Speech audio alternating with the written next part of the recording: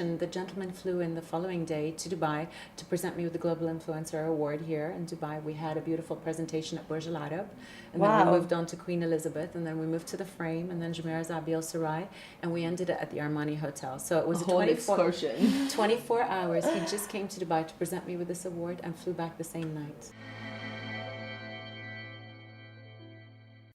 Hi guys, I'm Shireen. Welcome back to this week's Lovin show with my co-host Casey. Hi. We are here to talk to, and the list is endless to describe this amazing woman, but Lara Tabet is here with us, a luxury brand ambassador, Middle East luxury business developer, an entrepreneur, soon to be YouTuber, or already actually YouTuber. Oh, there's so much. Skincare, perfume, the list is endless. The list is endless. Cassie, Shireen, thank you so much for having me on the show with you today, and thank you for the lovely and warm welcome. Thank you guys. Our pleasure. Before we get to the bits and bobs, we've got lots of questions to ask you today. We wanted to play a special game with you called What's in My Bag? So Casey, And I as always, the names of our shows are like very similar. We really thought it through. Like we thought hard. Like so. Lara brought in her handbag, and we're going to get to the scoop of the inside life of Lara through her handbag, which I love. So this is your general day-to-day bag of probably the busiest woman in Dubai, right? You could say so. You could say so. Okay. So yes, a few things that I won't be able to live without. Okay. First of all, can we talk about your phone? Absolutely. Can you show them the phones? Not one phone. Not one. Okay, two. so I've got two phones. One's for the family and one's for work. And as you can see, the cases are all about bling bling. And as you all know, living here in Dubai, it's all about the glitz and glamour. Exactly. So that's like glamorous. The most glam phones I've ever seen. And I love my phone cases, and I get a lot of compliments about them. So I'm really, really happy. Love that. So let's see what Lara always has. Imagine we had matching phones. Oh my god. It's time. Get to the iPhone life, and then maybe we'll do it. With iPhone, you have a large choice Right? of cases. Yes. So one thing I definitely do not leave my house without is my business cards. Okay. Because it's all about networking, and as you know, in Dubai we have so many events happening on a daily basis. So you definitely need to have your business. Do you card see in that, your you hand. guys? I am gonna start really bringing a luxury with my Lara. Luxury with Lara. There you go. branding always. Yes. So that's definitely a must. And of course, my fragrance, which is my own creation. So the fragrance is definitely essential. You go out, you see a lot of people, you have lunches, you dine, you wine. It's always important to have your fragrance. You have it on right now, yeah? I do. I can definitely smell it, and it is amazing. Even Alan complimented her when she walked in earlier. You guys, it's beautiful. And your own creation? What do you mean by that? It's my own creation. So basically, I've been working on it for 2 years. I travel quite a bit to Grasse, which is in the south of France. I meet with some of the leading perfume manufacturers like Firmenich, Tagasago, Fragonard, all the big houses. Amazing. And I've designed my own ingredients, which is 12 ingredients, to create this beautiful fragrance. Amazing. Yeah. And could you tell us a bit about what do you think the name of this specific fragrance is going to be? Well, to be very honest with you, I came up with quite a few names initially. One of them being Unveiled, but living in this part of the world, you really can't use names like Unveiled. Another one was Passion, because for me, passion is the key to everything. So without passion, you really can't achieve very much in life. Eventually, you'll get bored. So Passion for me is the name that I wanted to call my fragrance. But I think for now, we're going to stick to either Lara or Lara Tabet.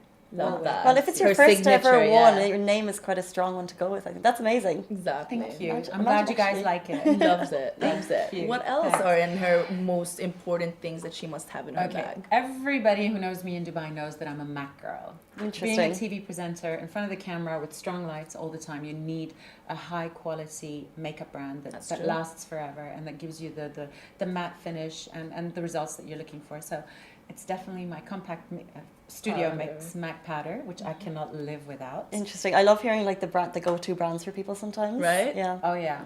I like Guerlain's powder at the moment, but MAC is it's still, I would say, the most HD in the game. It is, really. But Guerlain's blush is amazing, I have to say. I've yes, not tried. They have I've beautiful not tried. blush. There we go. They're known for their blushes. And of course my MAC brushes. Handy dandy. The trusty brush. And everything you need. Exactly. And of course, last but not least, the leading eyeliner in the world, which is by Benefits. They won the award for #1 eyeliner in the world. Yes, of course. Thank you very much. It lasts forever, and it's got the black matte finish, which every girl looks for. So that's definitely a must for me. No, your eyeliner game is strong, so I'm learning. Oh yeah. So guys, take notes. Benefit. There you go.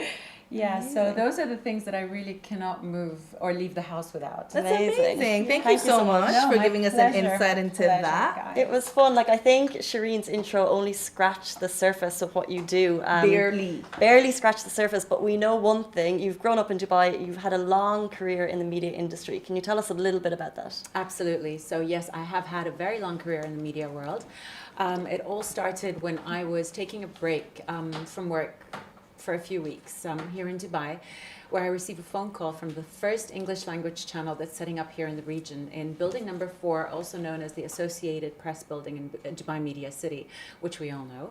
And it was known as InTV. InTV was setting up, and they were looking for TV presenters here.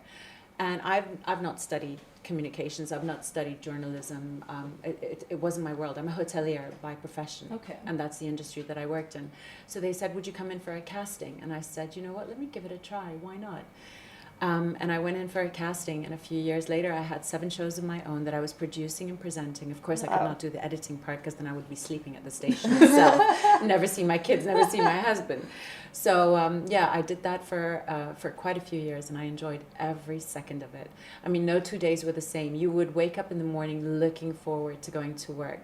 The people that I was meeting, the different people from different industries, from different sectors in the world.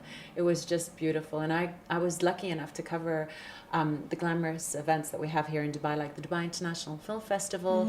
I covered it since its birth for 14 years. Not many people can say that. I've been covering the ATP Tennis Championships. I've been covering the Dubai World Cup, the world's richest horse race. Wow. And you met some celebrities, right? I think you mentioned a couple before. I did. I met some of the most amazing celebrities. So I met George Clooney. I've met Sharon Stone. I've met Morgan Freeman. What was Lawrence George Clooney Fish. like? George Clooney was very, very handsome, very charming in person. And he had an Italian-American bodyguard that stayed with him all the time. And he was just lovely. Interviewing him was such a pleasure. Sharon Stone the same. Morgan Freeman was, to be very honest with you, my favorite. Him and his wife Diane, who came to Dubai, and they actually stayed a little bit longer than the Dubai International Film Festival. So we all got a chance to meet them, sit with them, enjoy some quality time with them. That is incredible. It is. So you've basically now interviewed half of the celebrities that have come to Dubai, that have ever stepped foot in Dubai. Got a long, extensive list of things that you have accomplished. But you're also a luxury brand ambassador. I am a luxury brand ambassador. So Could you tell us about that? That started off, again, when I was taking a break from work. And decided to put TV presenting as a full-time job on hold for a while because I wanted to spend more time with the kids. So I got approached by quite a few luxury brands that were trying to set up base here in the region, and I said yes, and that's how it all started. So it started off with a watch brand known as Michael Brugler Watches, which is one of the leading brands in Europe. He's originally from Zurich, Switzerland. And basically they're very, very unique in their concept in the sense that you custom make your watches online. You can choose the color of the rubber, the caoutchouc, the fabrics, the straps, the stainless steels that you want on your watch, the color of the dials, the different color of the diamonds, and it's delivered to you anywhere in the world within 4 to 6 weeks. And when you're a brand ambassador for the brands that I work with, you're not only the face of the brand. So basically, it doesn't end after a photo shoot. No way, yeah. You do business development, so you help them get into prime locations. So Michael Brugler, we ended up putting him in Harrods in London, Burj Al Arab here in Dubai, Dubai Mall of the Emirates. So it was a very exciting journey, and that's one of the brands that I was representing. Amazing. And that's luxury brands. What about non-luxury? Do you have any maybe like go-to non-luxury brand that you just have to have sometimes? Absolutely. So if we talk about clothing, I'm in love with Zara. Same. So I have to be very honest. It's the go-to. Definitely. I mean, they're beautiful quality clothing that you can wear regularly, wash and wear sometimes right away. The fabrics are amazing quality, and it's very, very affordable. So you can buy a new collection as often as you want to. And it's great to mix it with high-low, don't you think, since you're a luxury brand ambassador? Absolutely. So luxury brands along with some Zara. You've got your Chanel handbag or whatever, brand handbag, and you've got the Zara dress, and you look like $1 million. So there you go. It's about the confidence, Absolutely. So you've got 405,000 followers, if I'm not mistaken, on Instagram. How did you get started on social media? So it all started when I started my the TV, and then that moved into the luxury brand. So I travel quite a bit. I travel to London. I travel to New York. And I met, I met quite a few people on my journeys. And that's how the followers started increasing. Plus, I've got a Facebook account. Right. Plus, I've got 2 websites. I used to have 3 websites, so LaraTabet.com, LuxuryWithLara.com, and LaraTabet.net. I just recently launched 2 more websites, which is incredible. Yeah, Can't stop, won't stop. yeah, you know? exactly. So I just launched 2 more websites, and yeah, that's how it all happened. Yeah. So if you're tagging people on Instagram and you're getting big, you must receive, in the crazy world of the internet, you definitely get some unusual DMs, right? Have you ever kind of gotten anything strange into your inbox? Oh gosh, yes. I've received quite a few, but I would say the strangest one and the most pleasant one was at the beginning of 2018 when I received a message from a gentleman by the name of Anthony Tunstall from the US. And he sent me a message saying that he wanted to fly down to Dubai to present me with the Global Influencer Award for 2018. Oh, and I thought it was a joke initially because I don't refer to myself as an influencer. I am an influential personality. I would rather be referred to as an influential personality, being born and brought up here in the region, knowing so many people. They believe in my judgment. If I say this mobile is a good mobile, use it, they know that I'm saying the truth. They believe in me, they trust in me. But to be an influencer, I never looked at myself or referred to myself as an influencer. It's a new phrase that kind of sometimes doesn't always have great connotations, but I think how you're describing what you do is a whole lot better. Thank you. That's I true. appreciate that. Thank you, Cassie. So this is, so I received this message and the gentleman flew in the following day to Dubai to present me with the Global Influencer Award here in Dubai. We had a beautiful presentation at Burj Al Arab and then we moved on to Queen Elizabeth and then we moved to the Frame and then Jumeirah Zabi Al Sarai and we ended it at the Armani Hotel. So it was a whole 24 hours. He just came to Dubai to present me with this award and flew back the same night. It was just beautiful. Wow, yeah. how unreal at the same time. Exactly. It was like a fairy tale. It was lovely. It was and what beautiful. about the most peculiar message you've ever received?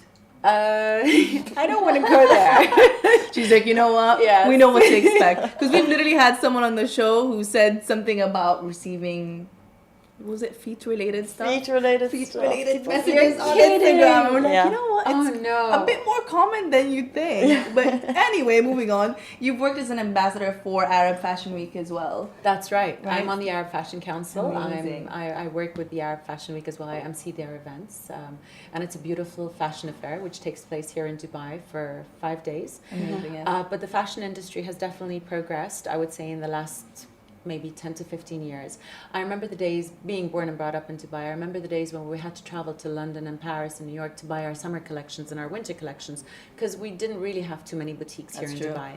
But today, with Dubai Mall having over 1,200 retail outlets, the biggest brands in the world displaying and showcasing their collections under one roof, whether it's Gucci, Prada, Valentino, Chanel, etc., etc. So you don't really need to travel anymore. Anything and everything fashion-wise that you're looking for is right here in Dubai. We have it all. So in my opinion, Dubai has become a fashion hub of the region for sure. Absolutely. And the fashion industry has definitely progressed. It's nice that you say that because that was literally my question. I was literally about to be like, what are the changes that you see? And you just went right into it. That's incredible. What are the other changes that you have seen in terms of like, let's say Emirati women with their fashion then and now? Did you see any? You can definitely see the changes in the abayas. I mean, look how beautiful and colorful the abayas are, and look at the accessories that they put on them. You've got the fur, you've got the feathers, you've got the Swarovski stones, the embroidery, even the shelas are masterpieces. I mean, sometimes you look at the abayas today and they're like pieces of art. They're so beautiful. They are stunning. So yes, even with Emirati fashion designs, even the men, if you see their dish dashes, they've got the black dish dash, you've got the brown camel color dish dash. I mean, they're beautiful. So yes, there has been a huge progression. And so we started 2020 in Vogue in Arabia and also across the world. They made this kind of announcement that they're going to have a massive kind of commitment towards sustainability in this year and continued on. Do you see that happening with kind of different brands or in the UAE in terms of fashion sustainability? Do you see people making a big change now? Absolutely. So I'm really happy that Vogue Arabia is actually encouraging sustainability. They're really championing it this year. It's amazing. That's amazing. That's wonderful. And we'd like to see more people out there do that as well. And I can definitely see a lot of fashion designers that I work very closely with using more environmentally friendly fabrics. Even the techniques that they use, the machinery that they're using to create these fabrics are environmentally friendly. I mean, I truly believe the fashion industry is going green, is going towards protecting the environment.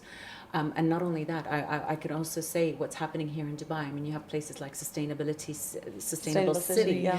and then you've got the parking lots in different locations where you've got the EV chargers. Exactly. No more, they're trying to move away from gasoline.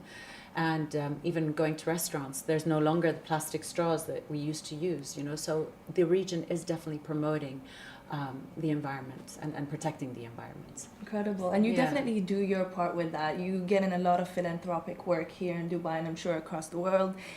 You work with Friends of Rashid Pediatric Center and the Red Crescent Society. But what's the decision-making process for you in choosing, which charities to work with? Okay, so it's not only myself who's we're a board of 12 ladies here in Dubai. They've been doing it for many, many years.